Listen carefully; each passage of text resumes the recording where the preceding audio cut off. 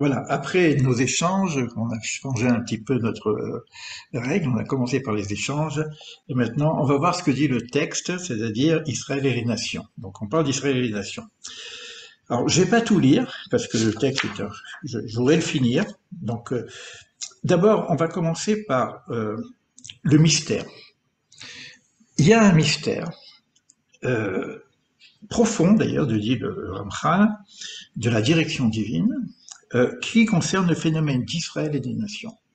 La survie d'Israël, beaucoup de gens se posent la question déjà, comment c'est possible que ce peuple de plus de 3 000 millénaires est encore là. Les empires disparaissent. À chaque fois, on veut exterminer Israël et il est encore là. Et quelle est la singularité d'Israël?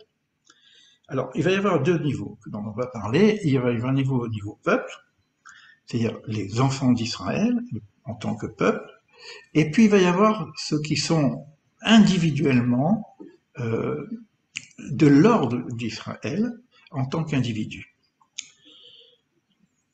Et ça serait peut-être ma particularité. Donc, on doit chercher à savoir comment ça a fonctionné au niveau du projet divin et quelle est la différence et qu'est-ce qui les rassemble. Parce qu'on a aussi des dominateurs communs. Alors, il faut déjà savoir que déjà, au départ, Adam Arishon, ce qu'on appelle avant la faute, mais on ne sait pas exactement ce que c'est cette histoire, c'est quelque chose qu'on doit étudier si on veut comprendre. Si moi j'ai dit qu'il faut recommencer au niveau du Bereshit, quand je comprendrai le début du début, sauf Massé Marshavatiri-là, je vais peut-être comprendre la fin que peut-être nous sommes en train de vivre. Donc c'est-à-dire, il faut revoir un peu ce qui s'est passé au Canada, symboliquement, réellement, il faut voir un petit peu de quoi on parle. On parle quand même d'une chute d'Adam Arishon, et avant cette faute, ce qu'il appelle faute, mais bon, c'est un raté plutôt, parce qu'il y avait le libre arbitre, la dimension à Matzav Elion, Meod Mine Shehu Adam Ata, elle était beaucoup plus importante, on ne peut pas imaginer la proximité et la dimension spirituelle qu'il y avait à ce premier niveau-là. Donc, ça veut dire qu'il y a une descente générale pour tout le monde. Ça, c'est la première chose qu'il faut comprendre. Maintenant, ce qu'on vient de dire aussi, toujours pareil, la descente de niveau qui amène la confusion et les ténèbres.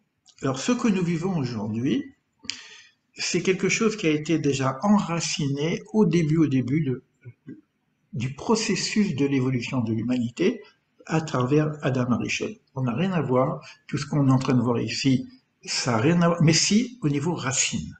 Au niveau racine, il faut dire que cette confusion, cette obscurité, elle a été déjà au niveau du monde des principes installée dans la première chute. Cependant, ce que nous dit le texte encore, que cela vient aussi du libre arbitre qui nous a été donné, et que dans cette descente, en fonction du libre arbitre et en fonction de là où nous étions dans l'échelle de la Rishon, on va porter cette dégradation en nous-mêmes. Ça, c'est pour tout le monde. C'est-à-dire qu'il va y avoir des principes racines, des principes branches, mais l'ensemble serait descendu de niveau. Cependant, encore, je lis en diagonale, hein, du fait de nous avoir donné quand même ce libre arbitre, j'ai la possibilité de revenir, par mon propre choix, à remonter la pente de là où je viens. C'est pour ça qu'on a une certaine nostalgie de ce degré supérieur, de ce degré lumineux, parce que notre âme, elle aurait aussi un souvenir de ça. C'est la nostalgie du retour, mais du retour tout en haut. Et de temps en temps, on peut avoir des flashs. Mais c'est le libre arbitre, parce que c'est pas parce que j'ai un flash de savoir que ça existe ou que j'ai un enseignement de savoir que ça existe, c'est que mon libre arbitre va me positionner maintenant l'enjeu de ce retour. Et ce retour, c'est pour nous amener, ce que nous dit le texte ici, pas simplement à être candidat à grandir en termes d'humanité. On est toujours au niveau de l'humanité pour l'instant, hein, mais de faire partie du vrai monde, puisqu'on lâche un monde qui est celui qui était adapté au projet divin. On peut appeler ça le Gan Eden, le Jardin d'Éden, tout ce que vous voulez. On descend dans un autre niveau. On a cette nostalgie de ce retour, mais ce retour n'est pas donné à tout le monde. Ça va dépendre de notre libre arbitre, du choix qu'on va faire. D'où l'importance des enseignements et du parcours qu'on va vivre, parce que je dois maintenant mériter. Avant, j'étais déjà, mais je devais arriver à un autre degré. Hein. Il y avait un travail à faire. Maintenant, je dois mériter ce retour, qu'on appellera, dans un autre terme, le monde en devenir. C'est pour ça qu'on sait qu'il va y avoir un changement fondamental, et donc il faut être prêt à passer le Graal quelque part. Je ne sais pas comment l'appeler, mais comment ça va se passer, on ne sait pas. Ça, c'est pour la première chose. Ensuite, je reprends le texte tel que le dit le Ramchal. L'humanité dans son ensemble avait donc la chance d'acquérir définitivement, parce qu'une fois qu'on a créé cet état, ça y est, c'est bon, c'est pour l'éternité, parce qu'on arrive à un état, même on parle d'intemporalité, d'immortalité, etc. Donc on pourrait retrouver l'ensemble de l'humanité, hein. Mais pour ça, il y aurait donc dans l'arbre, parce que l'arbre de vie, c'est aussi Adam Arishon, hein, c'est aussi là représenté, des éléments qui sont des éléments racines et des éléments qui sont des éléments branches. Il faut que l'arbre fleurisse dans sa totalité. Mais pour que l'arbre fleurisse dans sa totalité, il faut que la racine puisse prendre la substance nécessaire, la sève. La sève, on sait que c'est un arbre inversé, la sève vient d'en haut. Donc il faut que les racines, donc ce qui vient d'en haut, donc le kéter, etc., puissent se nourrir pour nourrir les branches. Donc il va y avoir maintenant des personnes qui vont être préposées à être racines et des personnes qui vont être préposées à être branches, mais toujours dans l'arbre. Après, quand il n'y a plus d'arbre ou qu'on a des branches mortes, c'est un autre problème. Donc ça demande maintenant que ces descendants de cet arbre Adam Arishon puissent remonter à leur niveau d'âme afin de pouvoir nourrir également les branches. Et là, on revient un petit peu à cette idée, hors la goïm. C'est comme s'il y aurait des lumières racines qui doivent nourrir les lumières branches. On n'a pas encore... Ça, c'est vraiment dans le monde des principes. On est vraiment dans le monde des principes. Hein. Je lis vraiment en diagonale pour qu'on arrive à comprendre. Ça, c'était possible jusqu'à un moment de la génération de la tour de Babel. À cette époque-là, durant cette époque où on avait la possibilité de se redresser, si je veux parler des principes racines ou des hommes qui étaient les hommes racines de l'influx spirituel, du rayonnement spirituel, on en a eu, et ils sont bien nommés dans la Torah. Avant le déluge, on avait Hanor et Methuselah. On a très très peu d'ouvrages là-dessus. Methuselah, je ne sais pas ce qu'il va devenir, mais bon, moi j'ai quelques idées, mais on verra si on rentre dans les textes qu'on appelle les Midrash, qui vont nous parler de ces choses-là. Hanor, on a le livre d'Enoch, ici encore.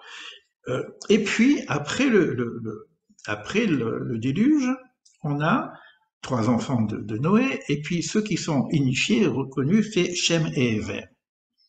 Donc, s'il y a 3 enfants, Ham, Yafet et Shem. Yafet, il va avoir une lignée qu'on appellera la Grèce, Ham, une autre lignée, Shem, qui va devenir la lignée des Sémites, Shem, Sémites. Et puis Ever, Ivri, la lignée des Hébreux. Donc on a une lignée comme ça, de ces éléments racines, jusqu'à Ever. Mais, du fait de la chute de cette tour, il y a des portes qui se ferment, par rapport on n'a pas encore parlé de nation, ça va venir juste après, aux éléments qui construisent cette tour.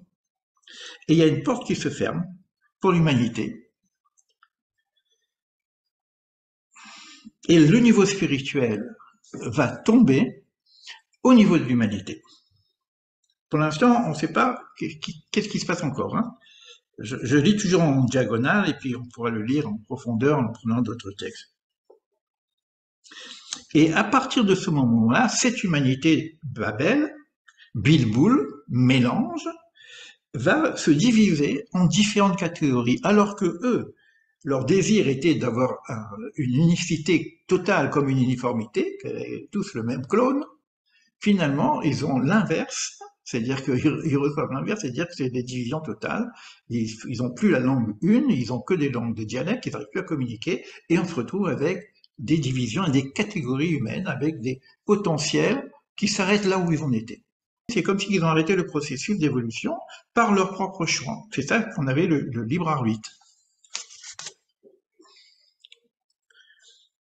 Cependant, on essaie de comprendre un petit peu au niveau origine hein, comment ça marche cette histoire avec Abraham et Israël qui vient derrière, etc. Cependant, et là c'est bon, c'est la Torah qui parle, on est dans l'aspect biblique, il y a une personne qui va se singulariser par ses actes méritoires. Alors, il faut savoir que à cette époque-là, Métusélah et Hanor ont disparu avec le déluge, mais Shem et Ever continuent à vivre. Donc il va y avoir une yeshiva, ce qu'on appelle la tente, où les patriarches vont pouvoir étudier de l'ancienne tradition d'avant le déluge. Donc il y a une transmission qui va venir jusqu'à Shem et Ever. On sait que Shem, je crois que c'est dans ces Shem, serait Melchisedec d'ailleurs, qui retransmet à Abraham, et que les enfants et petits-enfants d'Abraham vont continuer à étudier avec Shem et Ever. Mais celui qui va sortir évidemment, eux, ils ne sont pas rentrés dans Babel. Ils sont déjà des initiés de l'autre époque. Donc, ils restent les instructeurs. Et Abraham, par lui-même, avant même de rencontrer Melchisedec, il va sortir il va pas rentrer dans cette confusion qu'on appelle Babel. Et là, on nous dit le texte, une personne cependant se singularisera à partir de ses actes méritoires en s'élevant. Et c'est pour ça que j'ai choisi moi Abraham comme principe. Et voici qu'Abraham, il a été choisi en tout cas à être l'arbre. C'est comme ça que le dit le texte. Hein. Ilan, Méoulé, c'est un arbre magnifique. C'est-à-dire qu'on est toujours en train de voir les hommes comme des arbres. On a parlé d'Adam Arishon comme un arbre. Et voici qu'un arbre pousse, magnifique, qui n'est pas pris par toute cette confusion, et que cet arbre ressemble, et c'est ça qui est puissant, moi je trouve, à l'arbre originel, avant la chute. Sachez que, quand je vous ai montré qu'Abraham, il existe déjà dans le mot Bereshit. Pas dans le mot lui-même Bereshit, mais dans les premiers versets de Bereshit, lorsqu'on parle de la création du ciel et de la terre, Behi Baram, lorsqu'ils furent créés, je le rappelle plusieurs fois, Behi Baram, c'est que lorsqu'ils furent créés, mais c'est les mêmes lettres que Abraham. Et certains ne lisent pas Behi Baram, mais avec Abraham ou pour Abraham. C'est-à-dire qu'on attendait qu'une personne de la qualité de ce principe créateur, donc c'est-à-dire comme s'il avait été déjà pensé avant qu'il arrive en tant qu'humain, ce niveau-là. Et ce niveau-là, c'est un arbre magnifique, qui est de l'ordre de la non-faute. Et c'est pour ça, à l'état originel et suprême, antérieur à la faute d'Adam Rishon. Je ne sais pas si vous imaginez. Et c'est pour ça qu'il a pu engendrer Abraham, Isaac et Jacob, ce qu'on appelle les patriarches. Et là, on a maintenant les hommes racines. Et à ce moment-là, avec Abraham, ce qui est resté de Babel ont été divisés en 70 nations. C'est là que on commence à séparer d'un côté Abraham, de l'autre côté les 70 nations. et on ferme la situation, c'est fini, ça s'arrête là. Les nations sont les nations. Abraham, il n'est plus dans le système et il va continuer à évoluer par lui-même dans sa relation singulière avec le divin. Chacune des nations va avoir sa relation singulière. Et vous allez voir quelle est la relation singulière qui a été donnée aux nations. Alors, l'idée, c'est d'arriver à sauver tout le monde. C'est pour ça que pour Abraham, il lui est dit, partout, par toi seront bénies toutes les familles du monde. Et on parle de ce qui s'est passé à Babel. C'est-à-dire qu'il y a une chute terrible, mais Dieu n'abandonne pas son monde. Il a cet homme, qui est l'arbre magnifique, qui va peut-être apporter le tikkun olam, la réparation universelle pour cette chute. Et ce qui est dit toujours là, dans sa bonté, Dieu décrète que les branches de ces nations aient encore une chance. S'ils désirent revenir par leur libre arbitre, avec des actes méritoires, ils peuvent sortir de cette confusion. C'est pour ça que ce qu'on est en train d'étudier est très important. C'est la question que j'ai posée au début. Qu'est-ce qu'on peut faire? Comment on peut arranger? C'est programmé déjà par rapport à Abraham. Ils peuvent sortir de cette confusion pour se greffer aux branches du patriarche Abraham. Je ne sais pas si vous imaginez. C'est-à-dire que l'arbre, il est là, c'est coupé. Maintenant, il y a une possibilité encore pour les nations, on parle d'une façon générale, de venir se greffer à l'arbre d'Abraham. Et c'est à ce propos qu'il est dit, quoi, par toi seront heureuses, bénies, toutes les races de la terre, toutes les familles du monde. Mais si elles ne font pas ce travail, ben elles restent dans la catégorie de la confusion. Ce qu'on a dit tout à l'heure par rapport à la confusion, etc., vous voyez que c'est déjà dans le texte depuis la chute de Babel. Babel, c'est Bilboul, c'est la confusion. Alors maintenant, on a donc la génération d'Adam qui va être divisée d'un côté avec ses patriarches et de l'autre côté avec les branches et toutes les ramifications qui peuvent suivre. Et le texte nous dit que l'arche, j'ai dit l'arche, c'est l'arbre, mais bon, pour moi c'est ça, on parle de la même chose. Hein. L'arbre d'Abraham se compose après de 600 000 branches principales. Et c'est qui ces 600 000 branches principales? Parce que tout le développement s'est fait jusqu'à la sortie d'Égypte, et c'est là que commencent les enfants d'Israël. C'est les 600 000 enfants d'Israël qui sortent d'Égypte. Et ils vont former la nation d'Israël. Et ils vont recevoir la terre d'Israël. Si je comprends ça, après il va y avoir les oppositions, etc., les guerres, mais si je vois ça, j'ai dit qu'attention, faut pas se tromper, parce que si on veut sauver l'humanité, c'est le texte, hein, c'est pas moi. Et les générations qui vont venir vont s'inscrire dans la ramification de ces branches, c'est-à-dire que ces 600 000 âmes vont pouvoir apporter à l'ensemble de l'humanité la possibilité de se rebrancher et de reprendre, c'est pas pour se rebrancher pour dire qu'on est meilleur que les autres, c'est de reprendre l'influx qui a été fait. Pourquoi? Comment ça marche cette histoire? On va voir comment ça marche. Pour ça, c'est vrai que ici on nous dit que c'est pas une conversion de religion, on n'est pas dans les religions ici. Hein. Donc il y a une acceptation de ce qui aurait été donné aux enfants d'Israël après la sortie d'Égypte, c'est-à-dire chose qu'ils avaient refusée. Il y avait la possibilité de se raccrocher au moment de la révélation. Il y avait encore cette possibilité de se raccrocher et de réparer le monde, parce que le mont Sinaï était fait pour la réparation universelle, mais il semblerait que ça n'a pas été fait, ça n'a pas été accepté au niveau du choix. C'est les Midrash qui parlent comme ça. Alors, les nations se sont à nouveau disqualifiées de ce retour au moment du Sinaï. Et là, nous dit le Ramchal, et c'est pour ça que moi je retravaille beaucoup sur cet élément-là, ça concerne les nations en tant que nation, mais ça ne concerne pas les individus. Tout individu aujourd'hui, par son propre choix, il peut se déraciner de l'influx qu'il y aurait dans là où il est pour pouvoir se rebrancher au niveau du courant, hein, se rebrancher dans l'arbre d'Abraham individuellement. Il semblerait que le niveau, c'est pour ça qu'aujourd'hui, quand on regarde le monde, le niveau peuple, nation, je ne parle pas des individus, comme vous avez des sages d'une grandeur extraordinaire, donc on ne parle pas de ça.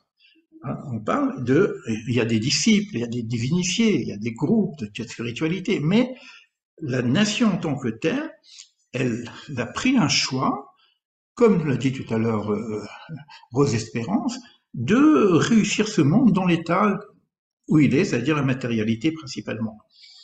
L'économie, la matérialité, etc. Non, c'est comme ça, c'est la réalité de ce monde.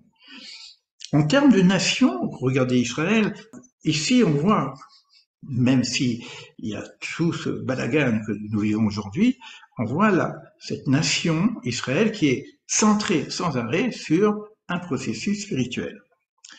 Mais pourquoi il y a ce processus singulier qui s'est mis en place avec cette nation d'Israël? Maintenant, après cette chute et après ce refus, on donne encore une possibilité pour les nations. Cette possibilité, elle avait déjà donnée à Noé. Et ce qui est proposé aujourd'hui, la plupart des gens qui travaillent sur Lumière pour les nations, etc., reviennent sur les premières propositions qui ont été faites, c'est-à-dire les lois des fils de Noé. Les fils de Noé, Noé a reçu les lois et Shem et Héber a reçu ces lois. Donc, il y aurait encore une possibilité de retrouver le fil conducteur par les lois des Noirs. Et c'est pour ça qu'il y a eu des développements qui sont faits d'un côté chez les Juifs, de l'autre côté chez les chrétiens, pour essayer d'enseigner la Torah universelle aux nations. Tout ça pour que les sages des nations, les individus qui rentrent dans ce processus, puissent toujours mériter ce monde futur, puisqu'on est en train de chercher à sauver le maximum de monde. Alors maintenant, qu'est-ce qui s'est passé à ce moment-là au niveau de la gouvernance? On a au début une gouvernance qui est directement faite par le Créateur, avec le projet du Créateur. À partir du moment où à Babel, on a voulu se couper du Créateur, c'est le libre arbitre. Parce que le principe de Babel, c'était de se couper du Créateur, c'est-à-dire d'avoir une certaine indépendance spirituelle. Eh bien, ils ont réussi. Ben, ils ont une indépendance spirituelle. Donc, ils sont plus reliés directement avec le Créateur. Et qu'est-ce qu'a fait le Créateur? C'est qu'il a mis les langues séparées, il a mis aussi un ange, un ange qui viendrait donc gouverner les nations en question. Donc, chaque nation aurait un archange supérieur qui gère le pays en question. Et là, on voit dans le texte, vous prenez les prophéties, comme Amos, donc on voit qu'il y a une distinction, c'est ça qu'on appelle la distinction, mais c'est toujours pareil, toujours pour le projet universel de pouvoir sauver le monde. Hein. On est toujours là, c'est-à-dire par toi seront bénies toutes les familles du monde, on est toujours là. Mais la distinction, elle se fait ici. Maintenant, on a les Sars et on a Israël de l'autre côté. Là, si vous voulez regarder Amos 3.2, par exemple, de ce fait-là, il y a une très très très grande responsabilité qui est demandée à Israël pour arriver à faire ce tikkun olam. Et ici, ce qui est important de voir maintenant, que, et c'est ça, moi quand je lis ça, ça me fait un peu frisson, hein, mais je le dis, c'est pas moi qui l'écris, c'est le Ramchal. D'un côté il y a les anges, de l'autre côté il y a Dieu. Et comme il y a la responsabilité, c'est-à-dire que la manivelle de la lumière, de l'influence, du Shefa, et de hors la goïm, lumière pour les nations, va dépendre de nos actions. C'est pour ça que quand je parle avec des gens, je dis, mais attends, il faut que d'abord construire Israël, et Israël n'est pas fini. Comment tu veux commencer à faire quoi que ce soit dans la mesure où on est un peu, on est ballotté en ce moment. C'est vrai aussi, mais il faut quand même se préparer. Maintenant, les nations, leur influence, elle passe par les Sars, par les Sarim,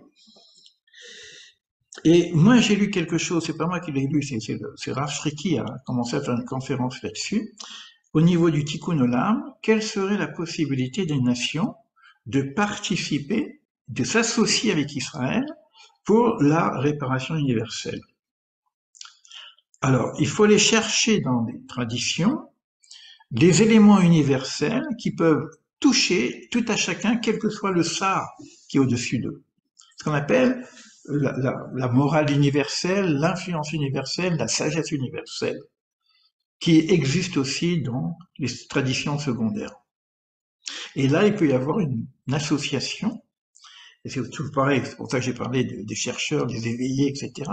Il peut y avoir une association entre les principes que sont développés dans le clan d'Israël et éventuellement les éléments universels qu'on va retrouver, et on peut faire des ponts à ce moment-là entre ces éléments-là. Ça, c'est pas le Ramchal qui parle de ça, c'est Rav Shriki qui a parlé de ça, dans la mesure où l'influence des nations est beaucoup plus amoindrie du fait de passer par un sar, il y aurait cette possibilité de reconnexion avec ce qu'on appellerait des initiés ou des personnes qui sont suffisamment éveillées pour capter ce qui se passe et participer à la réparation universelle. Voilà ce que je voulais partager. Donc, vous voyez les échanges qu'on a fait en amont de ce petit cours, que j'ai lu très rapidement en diagonale, viennent nous dire que on fait quoi maintenant? C'est pour ça que je voulais poser des questions. Quel changement il doit y avoir dans la posture d'un instructeur, d'un enseignant, d'un rat, d'un maître, d'un sadique, etc. Je ne sais pas comment ça va se passer. Mais quand on a dit que ce qui s'est passé là ces derniers temps risque de tout chambouler, les cartes, c'est plus les mêmes cartes, j'ai le sentiment que là on a quelques signes, quelques apports, avec un renouveau que nous attendons, qui est la deuxième face cachée du divin. Astir, Estirpanim, tout à l'heure on a parlé de Purim, tout ça. Il y a un premier niveau de libération qui s'est fait avec l'Égypte. On n'est toujours pas fini avec cette Égypte, c'est-à-dire qu'on n'a pas encore sorti d'Égypte totalement, mais il y aurait quelque chose d'autre qui pourrait nous aider. Et là, je ne sais pas, avec Purim, comment on pourrait trouver des liens, puisque vous en avez parlé, donc j'en parle. Je ne sais pas. Je ne sais pas parce que je ne peux pas savoir, dans la mesure où c'est nouveau. Ce que je sais, à la limite, il faut presque l'oublier pour pouvoir accéder à ce qu'on ne sait pas, quoi. Donc voilà pour ce petit cours. Donc je vais arrêter l'enregistrement et puis on va faire quelques petits échanges pour terminer entre nous.